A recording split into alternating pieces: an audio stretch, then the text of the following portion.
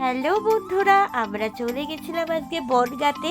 জাগরির তরফ থেকে আমরা কিছু বাচ্চার হাতে বই, খাতা, পেন, পেন্সিল তুলে দেব, তাই জন্য কেনাকাটি করতে গেছিলাম। আমাদের কেনাকাটি খুব তাড়াতাড়ি হয়ে গেছিল, তাই আমরা সাত ভাই কালীতলার মেলায় চলে গেছিলাম।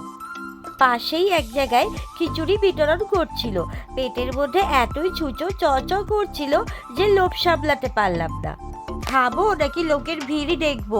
চোখের সামনে দিয়ে কোটি কোটি লোক আসছে আর যাচ্ছে, আসছে আর যাচ্ছে। হলো, আমরা সবাই একটু হাতে হাতে কাজও করে দিচ্ছিলাম। শুধু খেলে হবে, কাজও তো করতে হবে নাকি? আমার সেই ছোট্টবেলার কথা মনে পড়ে গেল। বাবা আমাকে এই সাত ভাই কালীতলার মেলায় নিয়ে আসতো, হাত ধরে মেলা ঘোরাতো আর নৌকা চড়াতো। কিন্তু হাসির কথা কি জানো, আমি এত বড় মেয়ে হয়ে গেছি, এখনো পর্যন্ত আমি সাঁতার জানি না। কিন্তু নৌকায় উঠতে আমি খুব ভালোবাসি। নৌকা দেখলে লোভ সামলাতে পারি না।